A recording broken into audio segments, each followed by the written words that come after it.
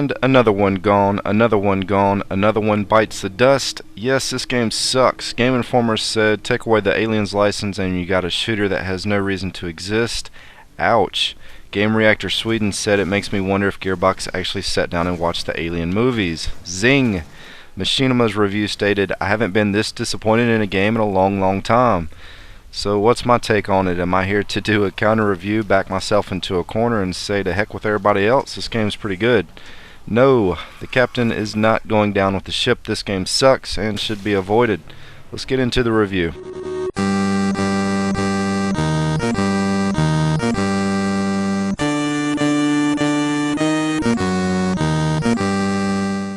To start with, the campaign mode is very linear, with small hallways taking up most of its bland game world. For good or worse, it captures the 1979 original Aliens flick very well, dated graphics and all. The environmental lighting and tint looks great, but everything else in the game world just looks so generic and cookie-cutter bland that after playing for just 30 minutes, you're going to begin to wonder if it's ever going to improve, which it doesn't. The movement of your alien predators looks choppy, the facial animations and cutscenes look very stiff, and to cap it off, there's some weird hit detection going on. Occasionally I would miss my target completely and get hit markers and kills, while other times I would be right on top of my enemies shooting at point blank range and it just would not register. While I'm sadly referring to the offline portion of this game, this was also a frequent event online as well. If you're just watching some gameplay, some of these issues may not be as noticeable, but trust me when I say once you sit down and play it for more than 30 minutes, everything starts to rear its ugly head.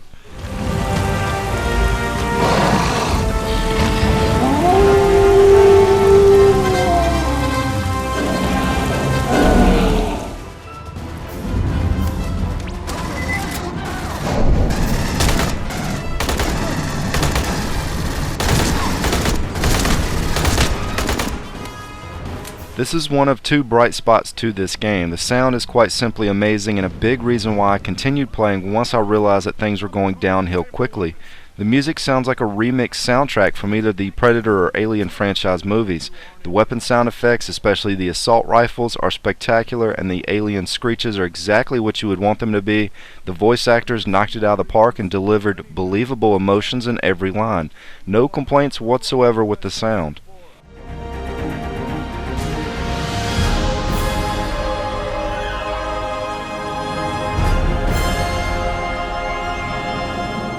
Just to clarify, this is not a survival horror title. It's more a science fiction action arcade shooter with a few tense moments tossed in for good measure. With the exception of the first stage, the aliens just aren't programmed to be very scary. Some were slow and will stop and just let you mow them down. Others were absolutely bloodthirsty, very aggressive, but never really that intimidating. The story is really an afterthought and an excuse just to run from objective to objective, only stopping to clear the constant respawn of alien or human foes in set pieces. It's a lot like Call of Duty, just without the little kids screaming in your ear. The AI for both your own teammates and your enemy are just plain bad. They stop and stare at walls, don't react to your presence, and seem to be spaced out in a world of their own at times. Maybe there was a lot of alcohol passed around in between the missions, but either way, don't count on these guys to watch your back or help you out in a jam. However, they provide a really good, indestructible punching bag to help divert the enemy's attention away from you, which is a good thing because you die with the quickness on here. Even on normal, I died frequently because you're just swarmed at times. Even slow and stupid enemies can kill you when there's just too many to shoot. Are instant deaths realistic? Sure they are. Does it make a game like this fun to play? No, not at all. And yes, I know the trolls are going to say, just quit being a noob, you noob. But no, these things spawn from the floor, the ceiling, and wherever else they can crawl in from. And with flimsy hit detection, all I can say is good luck trying to play this on a difficulty above normal.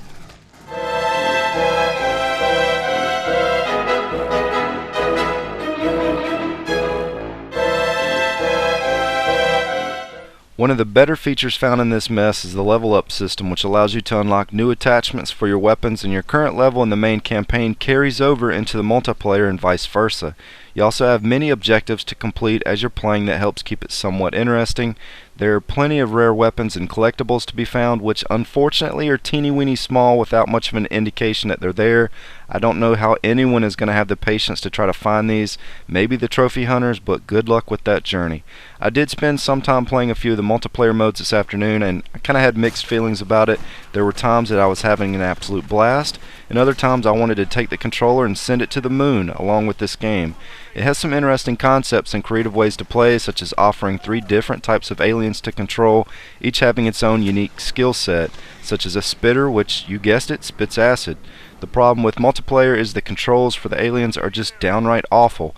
Climbing walls is cumbersome, the controls sometimes don't want to respond quickly, and it sometimes seems like my alien wanted to stop to swing instead of move along with the person that I was trying to chase. Even traversing around the stage was more difficult than it should have been, with little bumps here and there that would stop me dead in my tracks.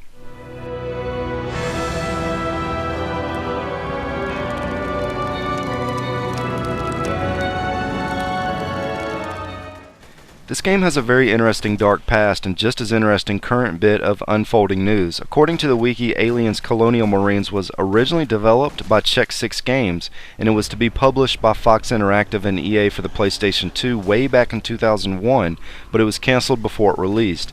Gearbox has stated that this current title is unrelated to the 2001 cancelled game, even though they have the same name, and it was announced as a game that they were working on back in 2008.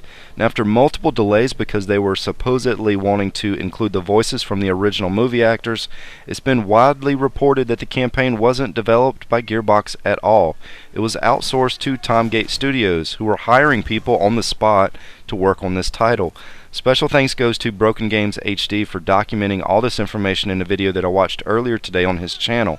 And the wiki also shows Nerve Software as a developer, but long story short, it's obvious that the group that made last year's Borderlands 2 blockbuster didn't bring that same magic to the table on this one. Gearbox did work on the multiplayer aspect, although I'm not sure to what extent, so take that bit of information however you want. For the few of you still watching this review, and even fewer still interested in this game, there are 11 chapters to play through, and each takes roughly around 30 minutes to complete. To close things off, I would just like to mention in mid-February of 2010, Sega published Aliens vs. Predator for the PC, PS3, and Xbox 360. And if you are determined to play an Aliens game, that's going to be your best bet and what I would recommend until this one hits the bargain bin. And yes, I'm rhyming my way to completion. This is Zero at ReviewZoneHD, and thanks for stopping by. Meow.